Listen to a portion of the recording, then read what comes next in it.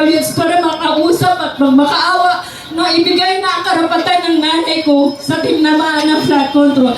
Ngunit, noong August 13 po yun, hindi nila kami pinagbagyan 2019. Kaya ang nanay ko, 2019 October 22, namatay po siya. Isang buwan lang po ang pagitan. Ito po yung project na tumama sa lupa naming pribado. Noong panahon po ni Pinoy, pero ang congressman po, si Don Gonzales, at siya rin po yung congressman na ang pangalan po ay Northern Builders. Pinatubo Hazard Argent Mitigation Project Phase 3. Contact number 3B of San Fernando Flood Control Works, Part 2 Outlet Channels and Bridges. 4.8 billion po ang pondo na to. Alam niyo po ba kung gaano kasakit na doon sa isang residential area namin upang mai-transfer yung titulo namin, 684 pesos per square lang po. At sa magulang ko pa, ipinakaltas yung 6% na tax gains. So nag-file po ako ng annulment of sale. Hindi ko rin po nakamit ang hustisya dahil ipinagkait po sa akin ang Regional Trial Court. Grabe po! Tapos sinampahan ako ng expropriation case. Hanggang isang na judge. Wala ni isang nag-decision. Puro pananakot ang ginawa sa akin. At gusto nilang i-contact nila ako sa City San Fernando ng Regional Trial Court. So ngayon po, napakasakit sa akin. Saan kayo makakita ng RTC ng Branch 45 na City of San Fernando? Dalawang judge na humawak na mag-asawang sila Judge Malik ang humawak ng kaso namin. So in-expect ko po, pinorward nila sa Court of Appeals. 2021, na i-forward po daw nila sa Court of Appeals ang aming kaso na expropriation case. Mula 2021, naghihintay po ako kahit anong klaseng notice na galing sa Court of Appeals. Ngunit, wala po ako natatanggap. Pero August 27,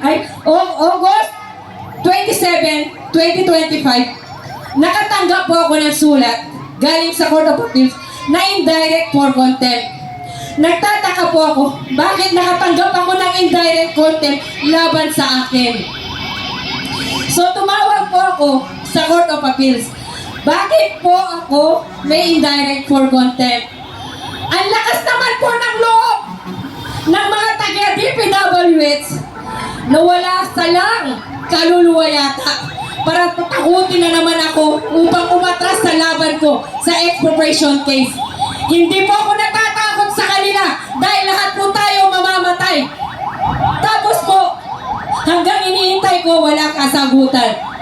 So, ang ginawa ko po ngayon sa Court of Appeals, nagtanong po ako, tumihingi ako ng kopya ng mga records ng aking documents. Halos ayaw po ako ng bigyan kahit nag-request ako ng letter. Hanggang sa nagwala po ako ng isang araw. Miyerkules po yun, last week pa lang. Siguro, ayaw nilang umabot sa kahiyan ang Court of Appeals. Pinapasok po ako ni Chief Justice Cunanan. Si Justice Cunanan po, pinapasok sa ako sa Court of Appeals, kinausap. Natapos, naalaman ko po, yung kaso namin expropriation case, talo po pala ako sa kaso na wala akong kinalaman. Umusad pala yung kaso kong expropriation case na wala akong natatanggap anong kaso. Sabi ko, Diyos ko, Lord!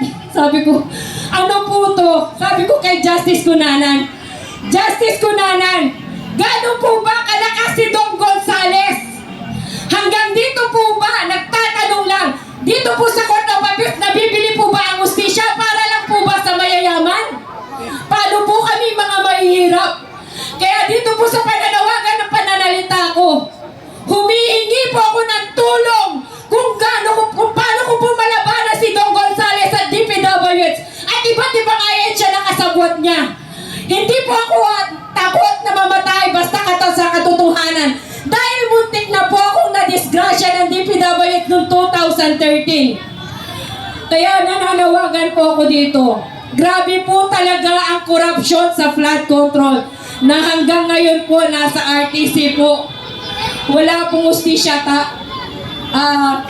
wala pong ustisya na sa ano ko po talaga, sa tingin ko nabili yung kaso ko dito sa Court of Appeals. Bakit po? Umusad yung kaso ko na wala akong nalalaman. Sabi ko po kay Chief Justice Cunanan, Attorney, paano po umusad ang kaso ko dito sa Court of Appeals? Ni wala po akong natatanggap na sulat o anong order nyo. Ibig po ba sabihin, kayo lang pong nagkakaalam, yung mga abogado kong umawa? So ngayon po, nakikiusap po ako. Ang handa po tumulong sa akin ngayon, bakit hindi ko pa sasabihin? Lumapit po ako ngayon kay Attorney Castillon. Sabi ko, Attorney Castillon, parang awa mo na, tulungan mo ako. Sabi ko po gano'n sa kanya, nung Webes lang po ng gabi, doon ko binigay sa kanya lahat ng record ko. Sabi ko, parang awa nyo na sa pamamagitan nyo. Makamit ko sana yung justisya dahil namatay po ang mga magulang ko dahil sa flood control. Kaya sana, Don Gonzales, nakikiusap ako, bilyon-bilyon yung pera mo. Hindi pa ba sapat na matay ang mga magulang ko at nasaksiyan ng nanay ko sa Court of Appeals? Hanggang ba naman ngayon, sa dito sa Court of Appeals, tinatakot mo ako para umatras ako sa laban mo? Hindi ako natatakot dahil tayo lahat ay mamamatay. Tandaan mo yan, Don Gonzales. Sana naman magbago ka. Maawa ka naman sa mga tao at kayong mga namumuno sa Supreme Court, sa Court of Appeals. Parang awa nyo na. Bigyan nyo naman ang katarungan ng mga mahirap, hindi lang sa mayayaman. Yun lang po ang masasabi ko. Parang awa, sana po may mga tao pang handang sumuporta sa akin. Handa ko pong patunayan na marami akong hawak na ebidensya. Yun lang po, pasensya na po. Gusto ko lang po i-share yung aking karanasan. At alam niyo po ba, kung magkano lang ang gusto nila doon sa lupa namin na tinamaan? 300 pesos per square meter. Grabe! May mabibili pa kayo sa City San Fernando na 300 pesos per square meter. Tapos yung residential area namin, 684. So, dalawang titulo po yung tinamaan namin. Yung isang-isa, nagsampa ko ng expropriation case. Ay, sila po yung nagsampa ng expropriation case. Yung isa, annulment of sale. Ako po yung nagsampa laban sa kanila. Pero hindi ko po nakamit ang justisya hanggang ngayon po sa Court of Appeals. Yun lang po ang masishare ko sa flood control. Sana po, tigilan nyo na yung pangungurakot sa kaban ng bayan. Maawa na kayo. Yun lang po ang kaya i-share ko po. Maraming salamat po.